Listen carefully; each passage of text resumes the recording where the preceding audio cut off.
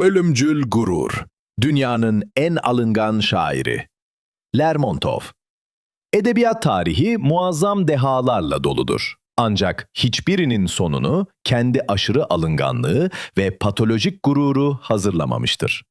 Rus edebiyatının Pushkin'den sonraki en büyük ismi kabul edilen Mihail Lermontov, kelimeleriyle insanları büyüleyen bir deha olsa da ruhunda adeta patlamaya hazır bir bombayla yaşıyordu. Onun için sıradan bir bakış, masum bir şaka ya da hafif bir tebessüm bile ağır bir hakaret anlamına gelebilirdi.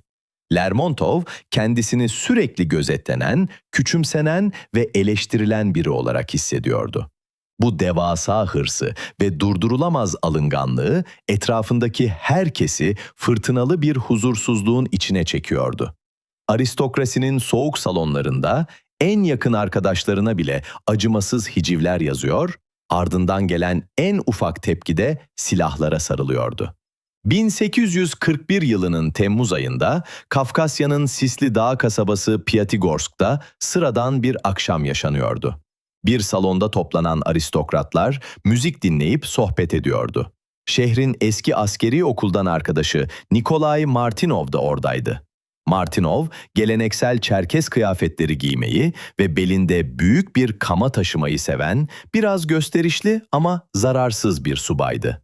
Lermontov, salondaki bir kadının kulağına eğilerek Martinov'un kıyafetiyle ilgili ufak bir şaka yaptı.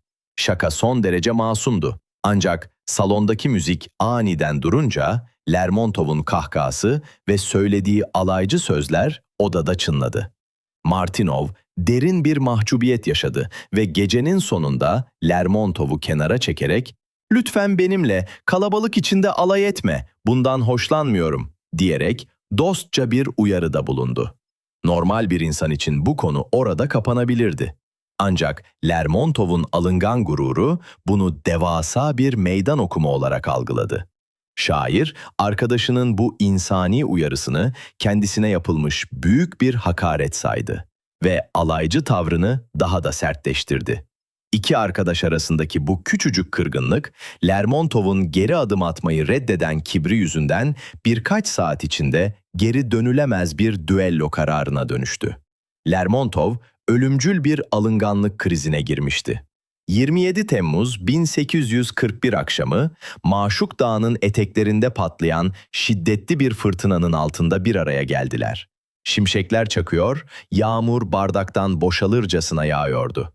Kurallara göre aralarında sadece 30 adım vardı. Lermontov, kibri ve alınganlığının getirdiği o tuhaf umursamazlıkla tabancasını gökyüzüne doğru kaldırdı. Sırf arkadaşının şakasını kabullenemediği için ölüme yürüyordu. Martinov ise gözyaşları ve öfke içinde nişan aldı. Tek bir el ateş sesi fırtınayı yardı.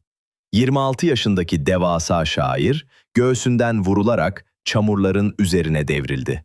Dünyanın en yetenekli zihinlerinden biri, fırtınalı bir dağ etrafında sırf basit bir alaylı söze ve uyarılara katlanamadığı için hayatını kaybetti.